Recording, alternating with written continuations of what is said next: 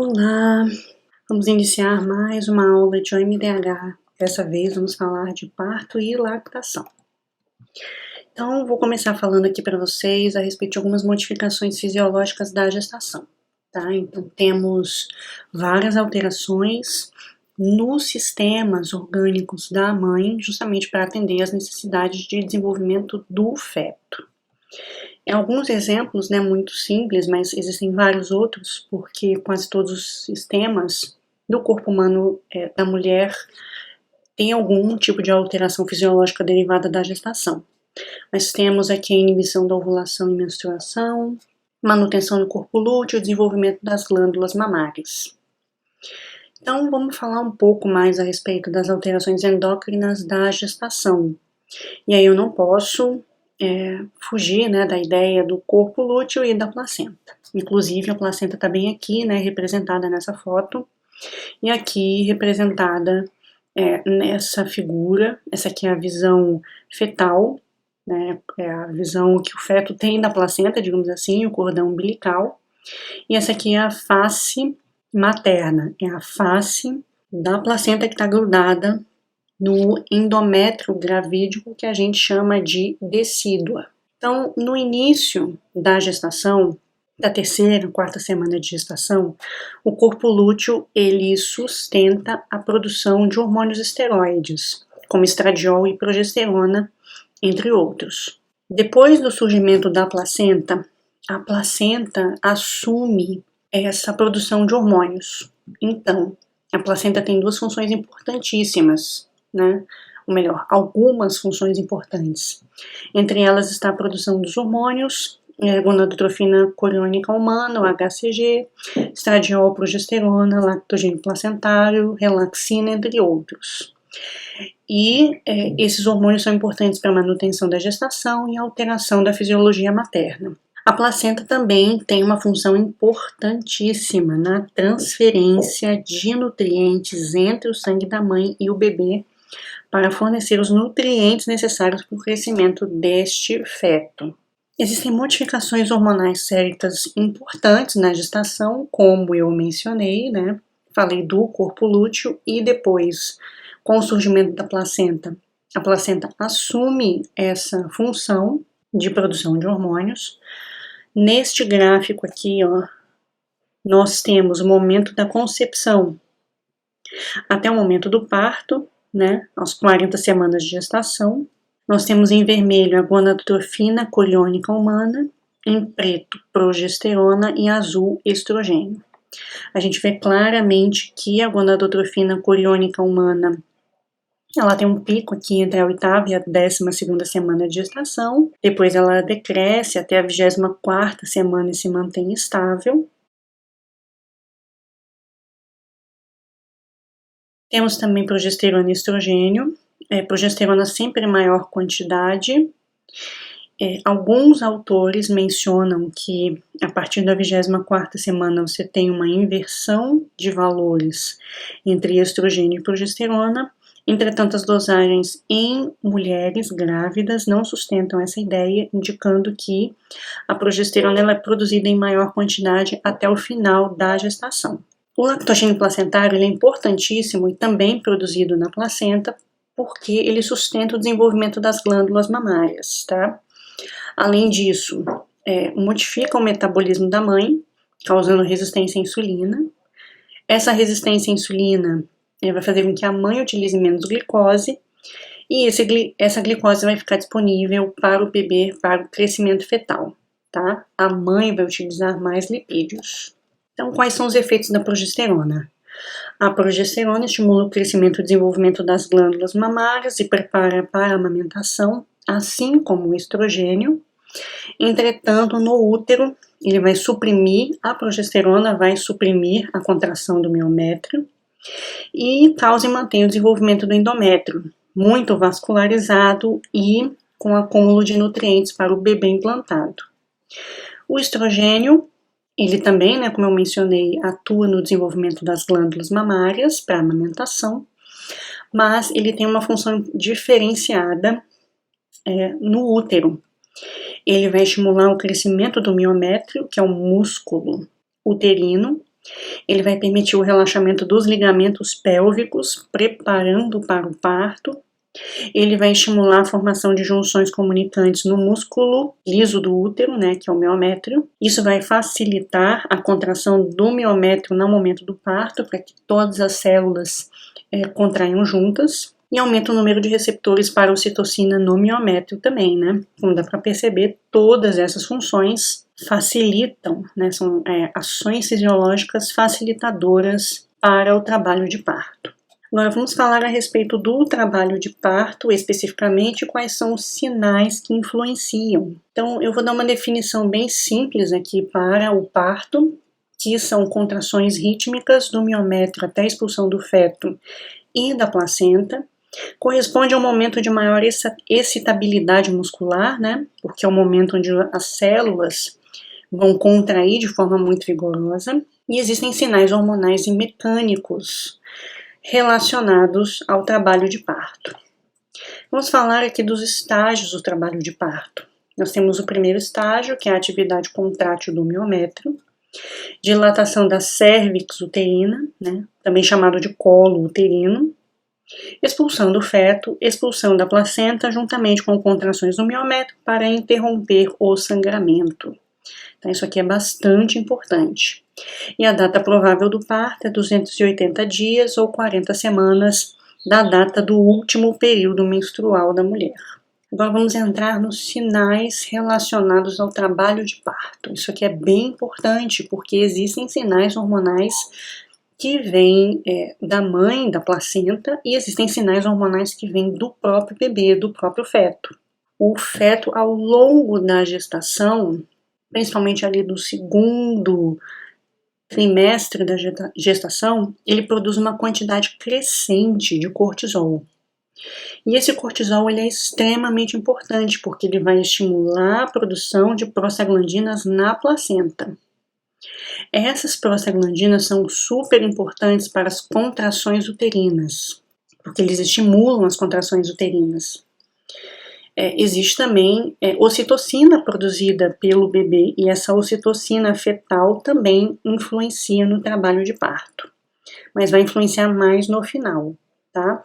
O cortisol aqui é um importante sinalizador, porque ele vai sendo produzido em concentrações crescentes. Então, esse sinal para contrações uterinas vai sendo facilitado, aumentado ao longo da gestação. Então, o eixo hipotálamo hipófise fetal vai estimular as adrenais do bebê a produzirem cortisol. Esse cortisol vai estimular a placenta a produzir estradiol, mais cortisol e prostaglandinas, sendo que essas prostaglandinas estão relacionadas às contrações uterinas, tanto que é muito comum as mães relatarem contrações uterinas ao longo da gestação, mesmo não estando em trabalho de parto. E o estradiol, ele também já tem todas aquelas funções que eu mencionei, preparando o útero para o trabalho de parto. E o cortisol tem uma função importantíssima para o próprio bebê, porque ele ajuda na maturação do trato gastrointestinal e dos pulmões. Nos pulmões do feto, por exemplo, ele vai estimular a produção de surfactante, que é uma substância fosfolipídica que permite, né, que os pulmões não colapsem, que o pulmão fique aberto e permita a respiração. Com relação à função dos hormônios esteroides na placenta, né, aí eu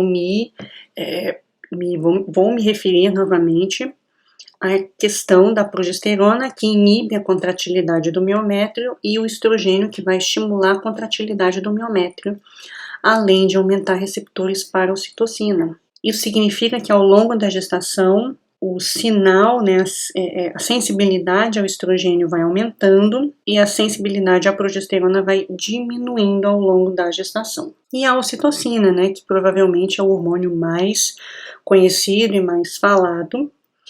A ocitocina não inicia o trabalho de parto, isso tem que ficar claro, e que o estrogênio aumenta o número de receptores para a ocitocina no miométrio, né, que é o local de ação da ocitocina, no músculo uterino, mas não é ela que inicia o trabalho de parto, tá? Nós temos esses outros sinais que eu mencionei, como o cortisol vindo do feto, o estrogênio e a progesterona, né, que o estrogênio começa a ter uma ação maior no ambiente uterino, no músculo uterino. Então a gente tem uma preparação para o momento do parto. Quando o parto se inicia, né, porque a ocitocina, como mencionei, não inicia o trabalho de parto, gravem bem essa informação, tá? Mas quando nós temos o princípio das contrações e o bebê ele começa a ser empurrado contra o colo do útero, né? Então aqui a gente está vendo o útero materno, a placenta aqui, ó, as alças intestinais. O bebê, com as contrações, ele começa a ter a sua cabeça empurrada contra o colo do útero. Esse estiramento do colo do útero, tá? O estiramento do colo é um estímulo neural para a liberação de ocitocina. Então, essa informação sensorial vai ser levada pelo sistema nervoso até a neurohipófise para a liberação de ocitocina. E a liberação de ocitocina vai estimular mais contrações uterinas. E a contração uterina vai empurrar mais ainda o bebê contra o colo do útero. Esse estiramento cervical vai estimular a liberação de mais ocitocina, que vai contrair mais ainda o útero para a expulsão do bebê. Então, isso aqui é um exemplo de feedback positivo. Isso aqui vai acontecer até o momento do parto, tá? O momento do parto vai parar este ciclo. Então, é importante vocês entenderem que a dilatação do colo do útero estimula a descarga de ocitocina, e essa ocitocina vai causar mais contrações, né? Ou seja, vai aumentar a frequência, duração e amplitude dos potenciais de ação no músculo, e por sua vez vai aumentar a força e frequência das contrações no miométrio. Repetindo, quanto mais empurra o bebê contra o colo do útero, esse estiramento do colo é um estímulo para a liberação de ocitocina, que causa mais contrações uterinas, que empurra mais o bebê contra o colo, mais descarga de ocitocina, mais contração, mais empurra o bebê, e esse feedback positivo acontece até o momento do parto efetivamente. Então aqui fica clara a importância da ocitocina. Não inicia o trabalho de parto, mas leva o trabalho de parto até o final. Se você quiser induzir o parto numa mulher, precisa induzir utilizando ocitocina. Então esta ocitocina, causando contrações do biométrio, isso também vai levar a uma maior produção de prostaglandinas, tá? Então a distensão do útero e do colo causa a produção de prostaglandinas, que são mediadores inflamatórios que vão estimular a contração nessa região também. Então, a produção de prostaglandinas também tem um efeito muito importante nesse processo do trabalho de parto. E depois do trabalho de parto vem a amamentação.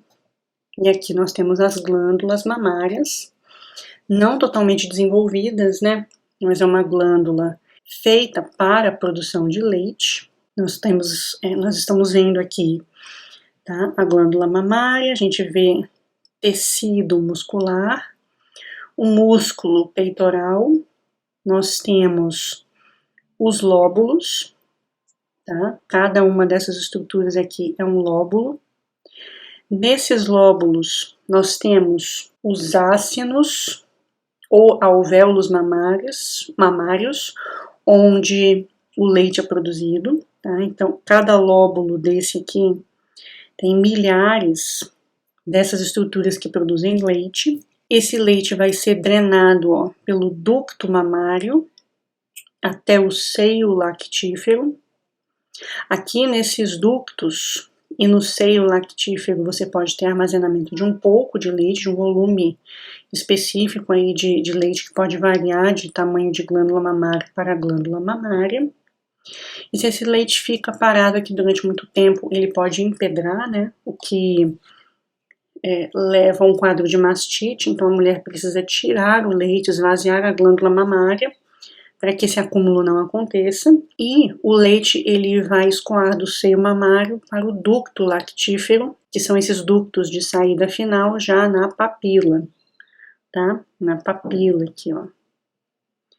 O bebê, quando faz a pega, ele faz a pega, né? Ele coloca a boca na auréola para sugar a papila. Então, as glândulas mamárias, elas se desenvolvem ao longo da gestação por ação do lactogênio placentário, da prolactina, né? A prolactina que é produzida ao longo da gestação também atua nesse desenvolvimento, pelo estrogênio e pela progesterona. O estrogênio, por exemplo, aqui atua na maturação dos alvéolos para a produção de leite, com crescimento e ramificação dos ductos e deposição de lipídios. E a progesterona atua de forma sinérgica.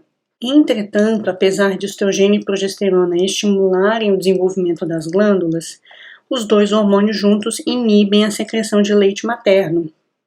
Ou seja, para estabelecer a lactação, precisa retirar a placenta. A lactação com leite materno maduro só começa de fato depois do trabalho de parto. Então, a lactação é a produção de leite para amamentar o filhote, né? Isso aqui é o que caracteriza os mamíferos. E nós temos dois hormônios, ocitocina e prolactina. A ocitocina causa a descida, a ejeção do leite, e a prolactina, como diz o nome, né, produz leite, estimula a produção dos componentes do leite materno. E aí eu volto novamente ao eixo hipotálamo-hipófise. A prolactina é produzida pela adenohipófise, também chamada de hipófise anterior, e a ocitocina é produzida pela neurohipófise. Então, a ocitocina é produzida pela neurohipófise e a prolactina pela adenohipófise. Vou começar aqui pela prolactina. E aqui a gente tem novamente um gráfico, tá? Mostrando aqui níveis de estrogênio, progesterona, né? Estrogênio em azul, progesterona em preto e prolactina em vermelho. Aqui nós temos as semanas, né, depois do parto.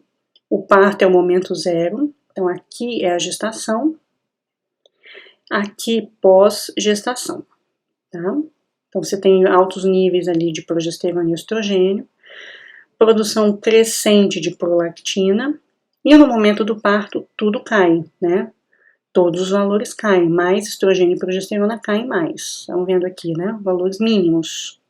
Porque retira a placenta, né? Os valores voltam àquilo que eram antes. A prolactina, ela tem vários picos, né? Cada pico desse aqui é uma mamada.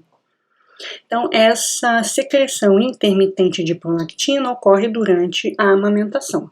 Em cada amamentação, a mulher tem um pico de prolactina. Como é que funciona o pico de prolactina? Nós estamos vendo, né, esse pico, cada um desses picos, né, vou pegar um aqui, aumentar um pouco aqui a escala, para mostrar a prolactina em nanogramas por ml por tempo. O momento zero marca o início da amamentação, e essa tarja preta aqui, indica o tempo, né, de amamentação, de em torno de 30 minutos. Nós temos um momento antes e um momento depois de iniciar a amamentação. Então, a gente vê um pico alcançado de prolactina 30 minutos depois da amamentação, né, do início da amamentação, do início da mamada. A gente vê que nos primeiros 3, 4 meses de amamentação, o pico de prolactina é bem maior do que nos demais, né? E é muito interessante, ele fica ativo, né, por pelo menos aí 1h30, 2 horas, né? Então, isso aqui é bastante importante, esse sinal sobre a glândula mamária, para manter a sensibilidade da glândula mamária produzindo leite. E tem outros fatos interessantes aqui, né? Antes do momento zero, a mulher sente ali, a descida do leite, né? Ou seja, o bebê ainda não está mamando e já existe o efeito da ocitocina. E quando a mãe está brincando aqui com o bebê, também não acontece nada com relação à prolactina. Ou seja, o sinal da prolactina é extremamente dependente do bebê sugando as glândulas mamárias. Então, o melhor estímulo para a produção de leite materno é a amamentação. O bebê precisa mamar para que a glândula mamária materna produza leite, né? Se a mãe não tem o hábito, né, não quer colocar a criança para mamar sempre, esse estímulo ele não vai se consolidar de fato e a mãe vai ter dificuldade em produzir leite. Então a secreção a gente observa que em altas concentrações por até 1 hora após o início da mamada, mantém a secreção do leite materno e age estimulando e produzindo leite também para a próxima mamada. E tem um outro fator também importante, né? Aqui nesse período de 30 minutos, nós temos aí a produção de um leite rico em gordura. Esse leite rico em gordura é extremamente importante para dar saciedade à criança. Se não chegar nesse leite rico em gordura, a criança vai chorar de 15 em 15 minutos de fome. Como é que se dá a secreção de prolactina? Tá? A prolactina ela é produzida na adenohipófise, mas ela sofre uma inibição tônica, uma inibição constante, por parte da dopamina liberada no hipotálamo. Mas aí aparece um feedback positivo, que é a sucção das mamas, né? Botar o bebê para mamar. Quando isso acontece, um sinal nervoso, um sinal neural, bloqueia a dopamina e permite o eixo estimulatório e a produção de leite, né? A liberação de prolactina para estimular as mamas a produzir leite. Isso aqui é um feedback positivo. E com relação à ocitocina, ela é liberada pela neurohipófise, como eu mencionei. As principais ações são contração do útero durante o parto, isso aqui a gente já viu. Causa ejeção do leite materno atuando sobre as células mioepiteliais e tem relação com o comportamento de cuidado do filhote. Então, esse ciclo aqui, ó, nós já vimos, né, com relação ao parto. Eu não vou repetir, mas essa aferência sensorial para a liberação de ocitocina pela neurohipófise é importantíssima. Então, isso aqui é sistema nervoso. E da mesma forma, tá? A ejeção láctea também é dependente dessa sinalização sensorial. O bebê mamando é uma aferência sensorial neural que vai estimular a liberação de ocitocina da neurohipófise. A ocitocina causa descida do leite e o bebê vai continuar mamando, estimulando este feedback positivo. Mas lembrem-se, a mãe, quando escuta o choro do bebê, quando vê a criança, né, outras influências cognitivas do meio externo também são capazes de estimular a liberação de ocitocina. E aí eu volto lá naquele gráfico. Ó. A mãe brincando com o bebê não causa nenhuma alteração na prolactina, mas ela relata a descida do leite. Tá? Isso aqui corresponde a essas influências do meio externo. Quando ela lembra da criança, quando ela vê o bebê, ela sente o leite descendo.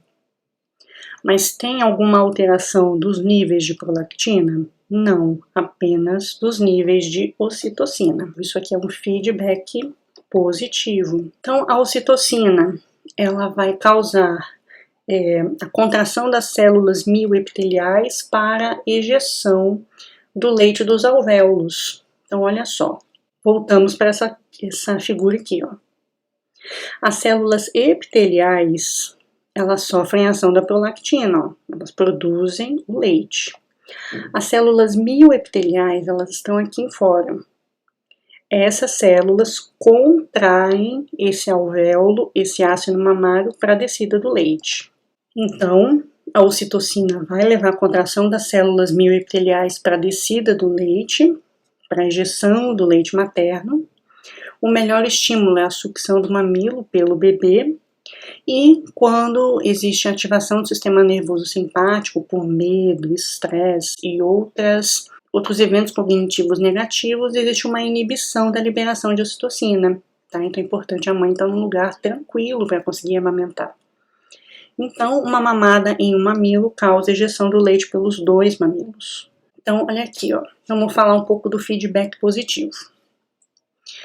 Falando primeiramente da ocitocina. Essa aferência sensorial do bebê mamando é um feedback positivo sobre a neurohipófise para a liberação de ocitocina. A ocitocina causa ejeção láctea.